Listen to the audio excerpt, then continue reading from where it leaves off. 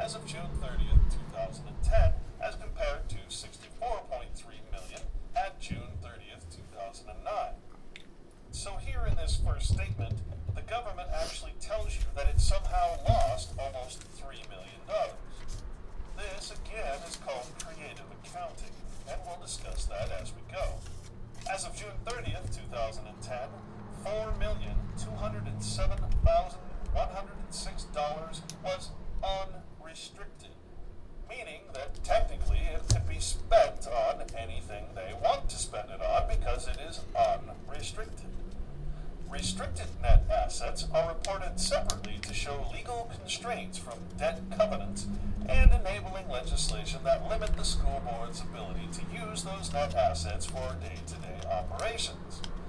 Thus, we have a difference between restricted and unrestricted assets. Our analysis below focuses on the net assets, Table 1, and change in net assets, Table 2, of the district's governmental activities. Now, under Table 1, it shows that for 2010, capital assets equal $55,791,000.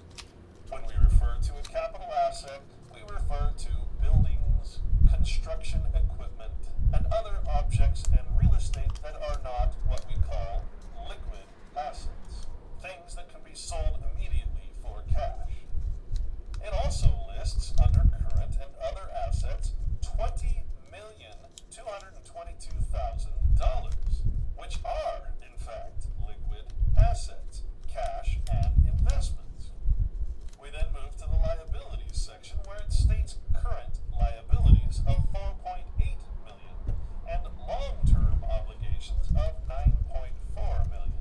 Now this is I'm listening to CAFR School and the Lottery, and this is about RIM of the World Unified School District in San Bernardino, California, and it's uploaded by Gnostic Media, GNOSTIC Media, on YouTube.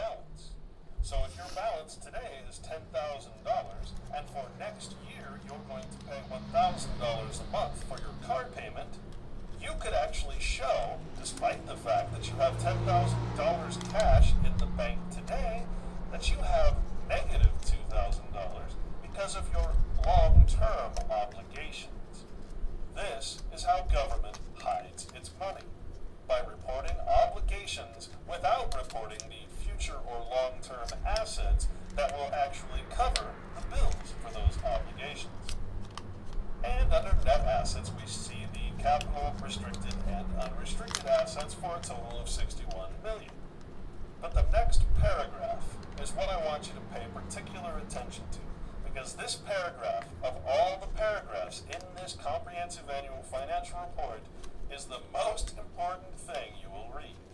It states, the $4,207,106 in unrestricted net assets of governmental activities, which is an increase of $372,278 over the prior year, represents the accumulated results of all past year's operations. And here's where it gets interesting. It means that if we had to pay off all of our bills today and get the district completely out of debt, including all of our non-capital liabilities, meaning other investments and debt that don't have to do with the school, its buildings, its property, and its structures or vehicles, we would still have $61,669,861 in assets remaining. So after all bills are paid off, this district claims that it would still have over $61 million in assets. And because it lists its capital assets, its buildings, vehicles, etc., at only $55 million, those extra assets are all liquid assets. So again, the school district, if it chose to, if California law and federal law would allow it to, it could pay off all of its bills today, be completely out of debt, and but still have $61 million worth of assets. This is a typical government report. There are no bankrupt cities. There are no bankrupt districts. All of these governments, all 230,000 around the country, all report the same findings. I have yet to find a report that shows that government is actually in debt or in the red. After all that, it then states one of the most illogical things you'll ever hear. It states that we will continue to closely monitor our revenues and expenditures in the future in order to increase this $4.2 million unrestricted balance. Now, wait a minute. If I have a couple $1,000,000 in outstanding debt that I have to pay interest upon, why wouldn't I use, like you'd expect a government to do, why wouldn't I use my $4 million to pay off my $2 million of debt?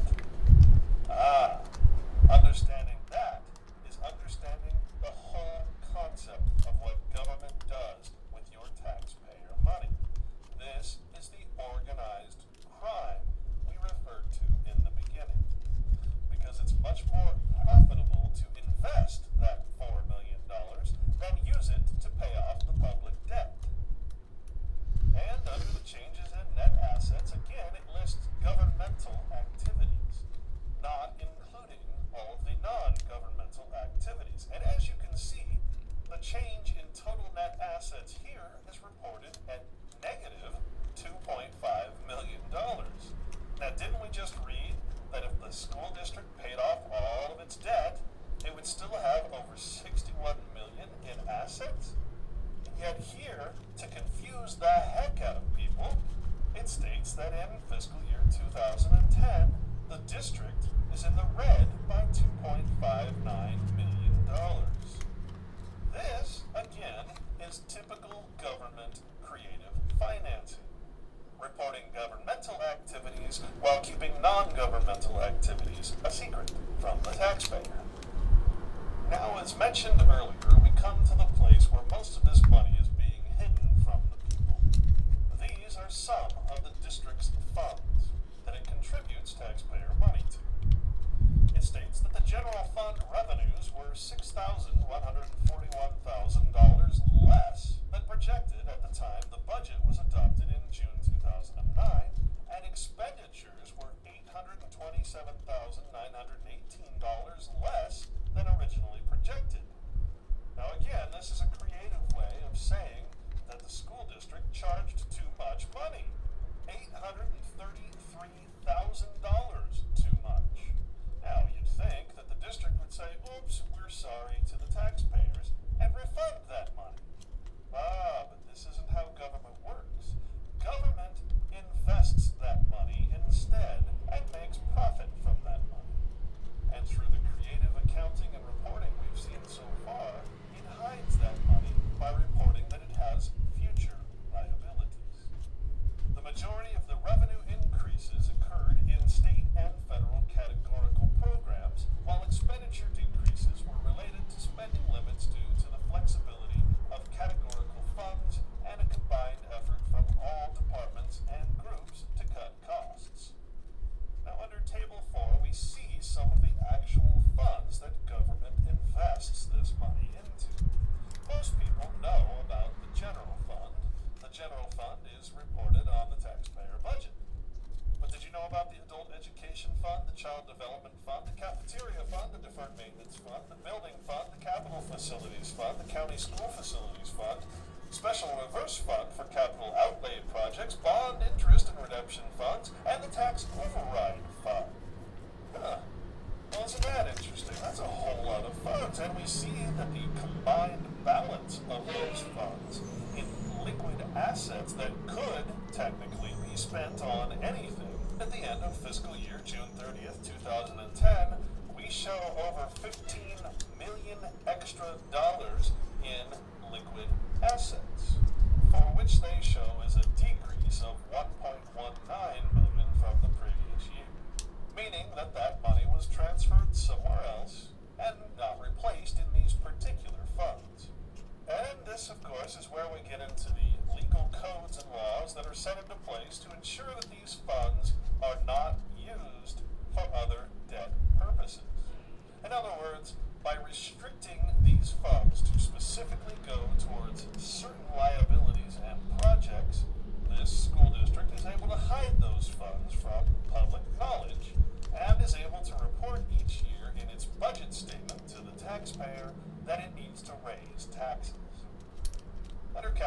assets, it states that at June 30th, 2010, the district had $55.8 million in capital assets, including land, buildings, and furniture and equipment. This amount represents a net decrease, including additions, deductions, and depreciation, of $827,000, or 1.5% from last year. The year's reduction of $827,000 was caused by increased depreciation on district buildings. So here we see another way of actually hiding wealth. By simply creating depreciation in the marketplace, this school district was able to take off $827,000 worth of value, even though nothing really changed.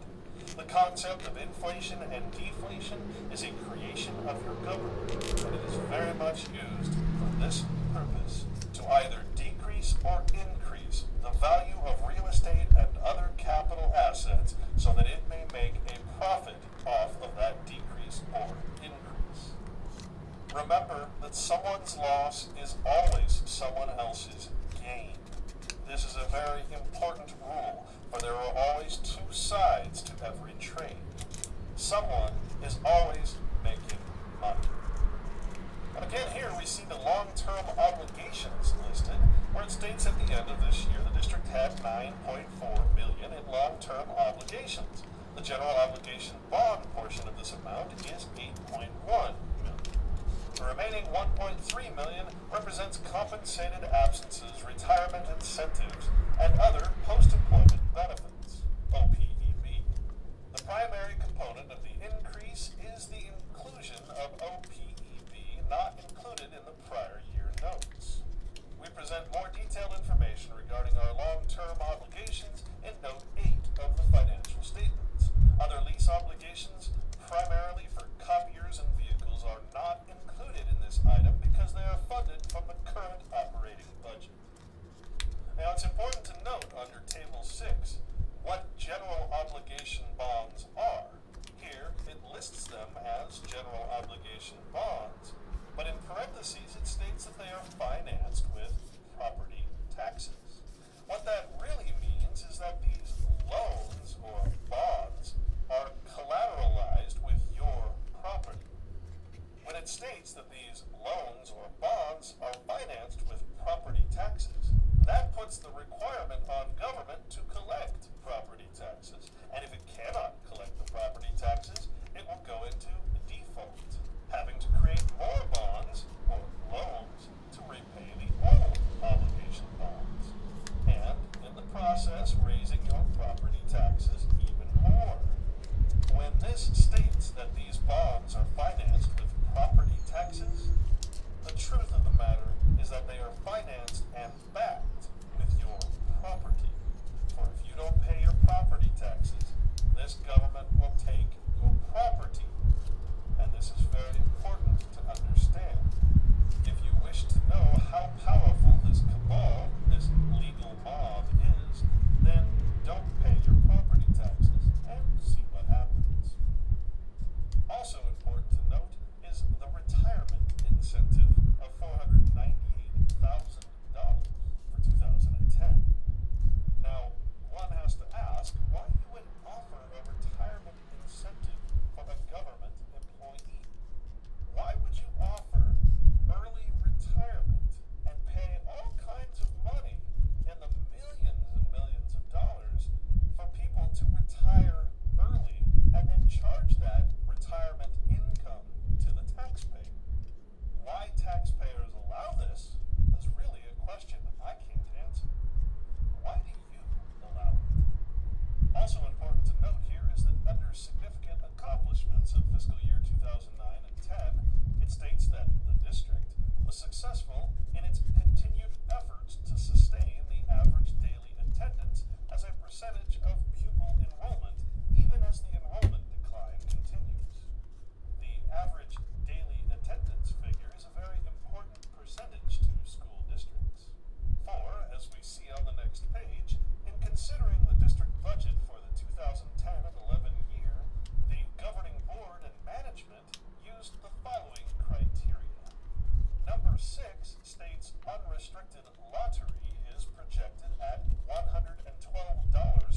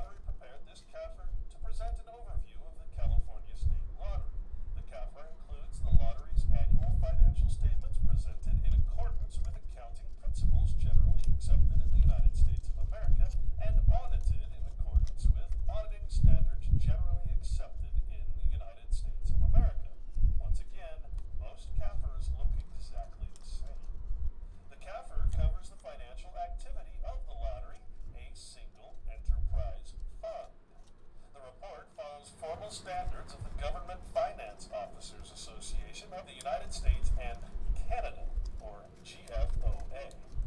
Government organizations that publish this type of report can be compared to each other because similar types of information are included in the report. You will find that the entire world is on the comprehensive annual financial reporting system in one way or the other. It states that all disclosures necessary to gain an understanding of the lottery's financial